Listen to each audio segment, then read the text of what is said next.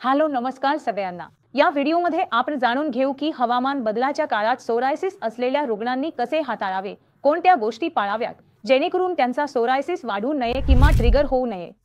वेळ घालवता सर्वात आधी आपण हे जाणून घेऊया की कोणत्या गोष्टी तुम्ही पाळाव्यात जेव्हा हवामान बदलते।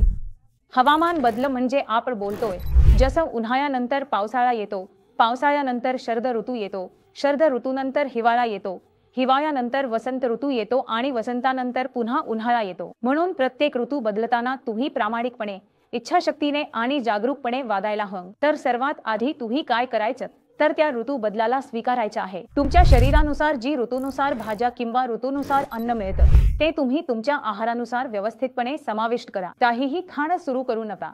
उदाहरणार्थ जसं उन्हाळा येतो तसं पेशंट्स आंबा खायला लागतात ज्यामुळे सोरायसिस वाढतो किंवा हिवाळा आला की असे काही डेअरी प्रॉडक्ट्स खातात जे त्यांना सूट होत नाही। गरम दूध पितात, छुहारे खातात तर अशा कोणत्याही गोष्टी तुम्ही करू नये। तुम्ही विचारपूर्वक वागायला हवं। तुम्ही त्या गोष्टींचं लक्ष ठेवा ज्या तुमचं सोरायसिस ट्रिगर करू शकतात। त्या गोष्टी टाळा आणि फक्त हंगामी फळ किंवा हंगामी अन्नालाच प्राधान्य द्या आणि आपल्या शरीराच्या गरजा आणि मागणी समजून घ्या। दुसरी गोष्ट म्हणजे तुम्ही भरपूर हायड्रेशन ठेवायला हवं। उदाहरणार्थ उन्हाळ्यात तुम्हाला भरपूर पाणी प्यायला हवं, टॉक्सिन्स नीट बाहेर काढायला हवे। पाणी पित राहिला तर कोरडेपणा कमी होईल, पोट साफ राहील, लघवी होत राहील आणि टॉक्सिन्स बाहेर फ्लश होत राहतील। पुढे लक्षात ठेवा की तुम्ही हायड्रेटेड राहायला हवं आणि वरूनही मॉइश्चरायझर राहायला हवं। वरूनही तुम्हाला वारंवार मॉइश्चरायझेशनची गरज भासते। कोणताही ऋतू असो, विशेषतः हिवाळ्यात किंवा उन्हाळ्यातही हवामान कोरडे असते आणि दमटपणामुळे तुम्हाला अनेक त्वचेच्या समस्या होऊ शकतात। त्यामुळे अशा वेळी तुम्ही सतत मॉइश्चराइज करत राहा आणि हर्बल लोशनला प्राधान्य द्या। कोणत्याही स्टेरॉइड बेस्ड क्रीम्सना तुम्ही प्राधान्य देऊ नका। पुढे तुम्ही लक्षात ठेवायचं आहे की तुमचं पित्त संतुलित ठेवत चालावं लागेल। उदाहरणार्थ जेव्हा कधी तुमचं वात आणि पित्त बिघडेल, सोरायसिस ट्रिगर होईल, तेव्हा तुम्ही जी डाएट घ्यायची आहे ती वात आणि पित्त संतुलित ठेवतच घ्यावी लागेल। तुम्ही फर्मेंटेड फूड जास्त खाणार नाही, प्राणीजन्य प्रोटीन जास्त खाणार नाही, अल्कोहोलचं सेवन करणार नाही, बाहेरचं अन्न टाळाल, स्टार्चयुक्त भाज्या खाणार नाही आणि खूप जास्त मसालेदार पदार्थही टाळाल। म्हणून जर ही डाएट पाळली गेली, तुमचे दोष संतुलित राहतील आणि तुमचं सोरायसिस ट्रिगर होणार नाही। पुढचं लक्षात ठेवायचं म्हणजे तुम्हाला सौम्य डिटॉक्स करत राहावं लागेल। उदाहरणार्थ जर बद्धकोष्ठता होत असेल तर तुम्ही कोणतेही त्रिफळा चूर्ण घेऊ शकता, गूळ घेऊ शकता ज्यामुळे तुमचं पोट साफ राहतं। तुम्हाला बद्धकोष्ठतेकडे जाऊ द्यायचं नाही। पोट साफ असणं आवश्यक आहे किंवा मग तुम्ही कोणतीही पंचकर्म थेरपी निवडू शकता। शॉर्ट थेरपी जिथे तुम्हाला मसाज दिलं जातं, स्टीम दिलं जातं किंवा तेलाने शोधन केलं जातं ज्यामुळे तुमचं सोरायसिस ट्रिगर होत नाही, त्वचा चांगली होते। अशा या थेरपीचे छोटे छोटे प्रोसिजर तुम्ही फॉलो करू शकता आणि शेवटी स्वतःच्या त्वचेचं संरक्षण करून ठेवणं गरजेचं आहे। हवामान बदलामुळे जर खूपच थंड वारे आहे, खूपच उष्णता आहे तर त्वचा झाकून ठेवा। त्वचेचं संरक्षण करत आणि मॉइश्चराइज करत राहा ज्यामुळे कोणत्याही हवामान बदलात तुमचं सोरायसिस ट्रिगर होणार नाही। आता मी सांगणार आहे की कोणत्या गोष्टी टाळाव्यात आणि अजिबात फॉलो करू नयेत त्या आहेत।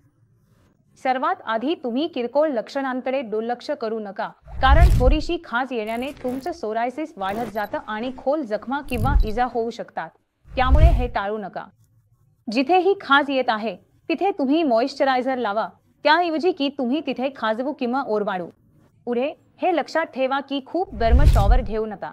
कोणत्याही हवामान बदलात तुम्ही नॉर्मल पाण्याने म्हणजेच 37 डिग्री सेल्सिअस तापमानाचं पाणी असावं। नॉर्मल पाण्याने शॉवर घ्या, थंड पाण्याने शॉवर घ्या, पण मी सांगते की खूप गरम शॉवर टाळा। हे टाळावं। कोणतीही अशी गोष्ट खाऊ नका जी स्वभावाने विरुद्ध आहे। उदाहरणार्थ दुधासोबत आपण फळं खातो, शेक बनवून खातो, ते टाळा। मासे खाल्ल्यावर आपण दूध पितो, ते टाळा। जेही आहार एकमेकांना विरुद्ध आहेत किंवा स्वभावाने विरुद्ध आहेत।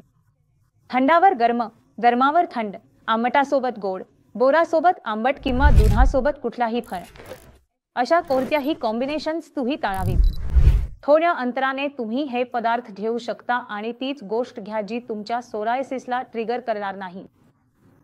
पुढे तुम्ही खूप जास्त स्टेरॉइड लावण्याकडे जाऊ नका। तुम्ही सौम्य बॉडी वॉश, हर्बल लोशन वापरू शकता, त्याने त्वचा मॉइश्चराइज करता येईल। पण स्टेरॉइड लावणे टाळा, कारण तुम्ही स्टेरॉइड लावता ज्याच्या नंतर जेव्हा तुम्ही लावणं थांबवता तेव्हा आजार जास्त वाढून बाहेर येतो आणि तुमच्या त्वचेलाही नुकसान करतो. म्हणून ही छोटीशी गोष्ट लक्षात ठेवायला हवी. पुढे तुम्हाला अशी ट्रीटमेंट घ्यायची आहे जी तुमचा आजार दडपणार नाही, उलट त्याला बरे करेल, पूर्णपणे बरे करेल, आतूनच उपचार करेल. आणि कोणत्याही ऋतूमध्ये तणाव घेऊ नका. आणि जर तुमचं सोरायसिस बरे झालं असेल तर त्याबद्दल विसरून जा, कारण जर तुम्ही सक्त मनात ठेवत असाल की हो सोरायसिस परत येईल, आता हंगाम बदलतोय, मग पुन्हा सोरायसिस येईल, मग मला त्रास सहन करावा लागेल, तर यामुळेही सोरायसिस परत येऊ शकतो. तुम्ही हे सगळं फक्त कल्पनेत ठेवायचं आहे. तुम्ही अजिबात तणाव घेऊ नका आणि काहीतरी शारीरिक क्रिया नक्की करत राहा, जेणेकरून तुमचे हॅपी हार्मोन्स सतत स्रवत राहतील. तुमचा तणाव खूप वाढू नये आणि